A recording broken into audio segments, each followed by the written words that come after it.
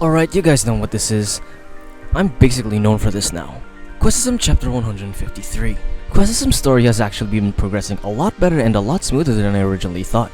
For lookism spin-off, its series has actually done a good job keeping its pace while being actively different from lookism.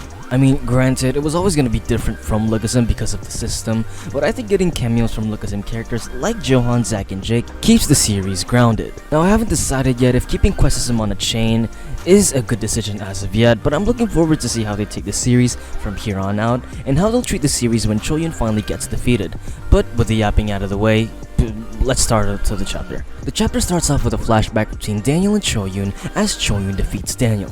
While Daniel is stunned and on his knees, Choyun commends his strength, saying how he almost lost to Daniel. While Daniel is stunned, Choyun tries to use a card called Chain of Indoctrination, which would make Daniel follow Choyun's orders indefinitely. But what happened after this was almost hilarious. What I love and adore about Questism is how unhinged it gets. Being a series whose problems aren't as insane or important as lookism's, the author gives a lot of room for a lot of different and unhinged jokes. But out of the way, as Choyun uses the card on Daniel, the system tells Choyun that the card doesn't work for anyone whose intelligence is higher than Choyun's. Basically the system telling Choyun that he's goddamn stupid. While Choyun is slightly surprised, Daniel gives a smug smirk to Choyun, saying that there's something wrong, isn't there, straight to his face. This probably triggers Choyun understandably, and Choyun grabs Daniel by the neck, asking him why he's so cocky, telling Daniel that he's still his crewmate, and that he has the perfect card for Daniel, which will turn him into the monster, which is the card Let's Make a Deal that we saw last chapter. And we cut back to the present with the face-off between Daniel and Ha-Jun. This battle is actually a lot more important than it seems. It's obvious that there is a rivalry between both Ha-Jun and Daniel, with the history of these two fighting back when Gangbuk was still separated. The outcome of this battle would either make or break both of these characters, but we still aren't sure who would win yet. A face-off between Daniel and Ha-Jun ensues, with Ha-Jun saying that his gaze doesn't seem like Daniel's, saying he doesn't want to fight him while he's like this. But as he says this, he charges at Daniel right away, which actually showcases his growth in fighting. In the past few chapters, Ha-Jun's fighting style has been pretty absolute, with him just relying on his base strength. But in this fight, he's applying more tricks and more underhanded tactics to try and get the upper hand. He's using dirty boxing, tempo disturbance, almost like, well, Zack from lookism.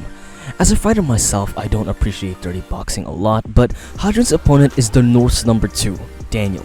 In this fight, fairness doesn't matter. What matters is that Ha-Jun wins and Daniel loses.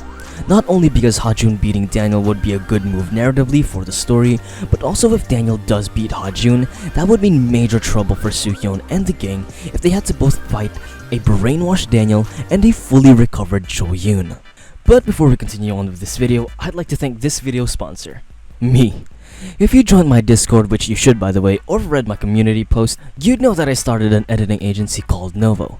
As a YouTuber for over 4 years, for the longest time I've had troubles expressing my ideas how I wanted to because editing was such a big hurdle for me, which is the main reason why I created Novo. My goal with the company is to make editing as accessible to everyone as much as possible. So with the release of the agency, I've offered to edit the footage of the first 5 people who reached out to us, and the slots are still open, so head over on to the Instagram account for instructions, and with that out of the way, let's get back to the video.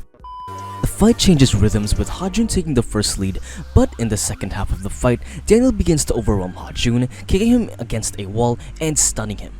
Due to this attack, Ha-Jun begins doubting himself for like the 100th time in the series, and thankfully before we get a dialogue from Ha-Jun, Daniel literally interrupts Ha-Jun's flashback, telling Ha-Jun not to give up and ordering Ha-Jun to take him down. While the two lovebirds have their quarrel, we switch back over to the West Gangbuk with Gukcha and the rest of the West ganging up on Jeongdu like a bunch of piranhas. Honestly, this is probably the ugliest part of this arc, purely because of the lack of integrity. I mean, I get that Jeongdu is strong as hell, but it just doesn't feel right to see these desperate fighters pick apart Jeongdu. But regardless, they succeed in winning the fight, but losing my favor, honestly.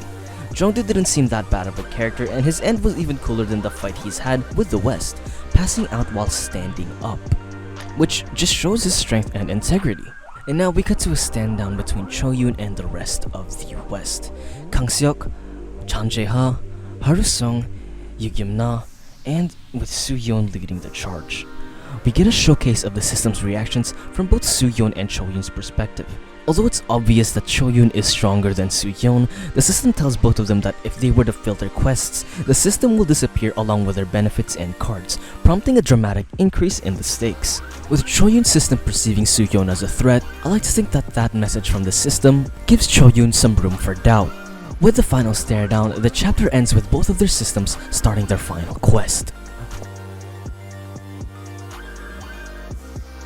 Questism is really hitting its stride here. The series manages to balance both intense action with a distinct sense of humor that sets it apart from lookism.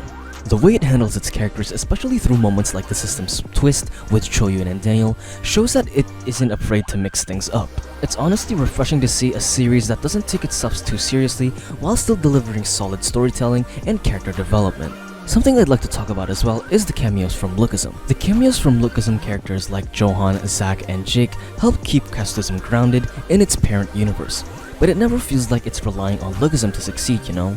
Instead, it actually feels like it's using these connections to enhance its own narrative. Also, the fight between Daniel and Ha-jun, for example, isn't just a typical brawl.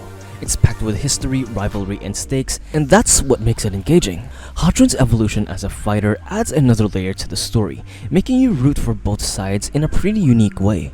I also wanted to bring up the West Gangbuk's tactics against Jongdu. It might be divisive, but they serve to highlight the harsh realities that these characters face. It's actually a pretty gritty reminder that in this world, survival often trumps honor. And finally, the pièce de résistance, the final standoff between Soo-yeon's crew and Choyun. This fight has all the makings of a climatic showdown, with both sides aware that failure could mean losing everything. Overall, Questism is steadily establishing itself as a distinct and unique part of the lookism universe, offering a vibe that's both similar and different. While it retains the tense fights, complex character dynamics, and the gritty underworld that the fans of lookism love, it adds its own twist with the introduction of the quest system. This system shapes the series, bringing a more playful and unpredictable element to the storytelling, helping Questism forge its own identity. This unpredictability, paired with the series' unique tone, makes Questism an exciting spin-off that stands strong on its own. As the story progresses towards a significant turning point, the anticipation continues to build with each chapter. If Questism maintains this momentum, it has the potential to become as beloved as lookism within the fanbase. But as always, that's just my opinion. I'm just a guy on the internet who talks about Korean cartoon comics. But anyway, thanks for watching everyone, and so yeah.